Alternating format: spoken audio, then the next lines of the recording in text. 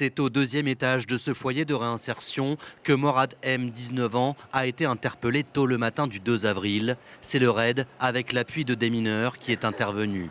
Tout le quartier, proche du centre-ville de Dunkerque, a été bouclé durant plusieurs heures. Je partais pour aller voir pour mon travail. On m'a dit j'étais interdit de sortir avec les véhicules, avec la moto, et je devais rentrer chez moi et pas sortir. J'étais en attente, tout était bloqué tout autour. De toute façon, ils m'ont dit ils ont fait un périmètre, c'est important. Dans le studio du suspect, les enquêteurs dunkerquois découvrent un drapeau de Daesh, une lettre d'allégeance au groupe terroriste et un sac à dos modifié en gilet explosif presque opérationnel. Il manquait plus qu'un produit pour que la bombe soit prête. Et sur les faits, l'auteur reconnaît qu'il voulait faire une similitude avec le Bataclan sur le Dunkerquois. Donc on pourrait imaginer qu'il visait ou une salle de concert ou un théâtre sur Dunkerque. Apparemment, ils avaient trouvé la recette qui faisait que ça pouvait faire une belle explosion. Donc ce projet était assez sérieux. Tout de suite, la section antiterroriste est saisie et procède dans les heures qui suivent à l'interpellation de 2 complices présumés, eux aussi dunkerquois. Mais le meneur du projet avorté serait bien Morad M, arrivé avec sa mère dans ce foyer il y a 3 ans. Il y vivait seul depuis quelque temps.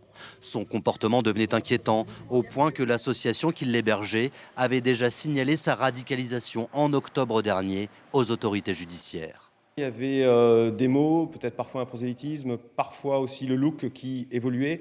Et donc nos éducateurs spécialisés qui sont parfaitement formés, effectivement, et formés à ce type de problématique, eh bien, ont saisi, nous ont proposé de saisir le parquet sans difficulté. On sait que c'est un jeune homme qui était dans un parcours de réinsertion avec beaucoup d'échecs.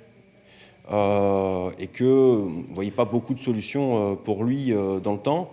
Cela a nourri nos inquiétudes plus fortement, vous pouvez l'imaginer.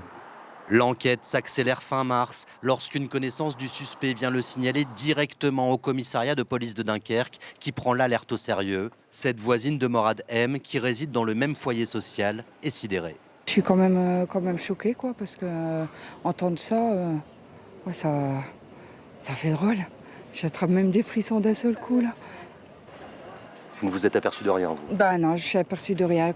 Morad M est mis en examen notamment pour association de malfaiteurs terroristes, comme l'un de ses complices présumés. Tous 2 ont été incarcérés.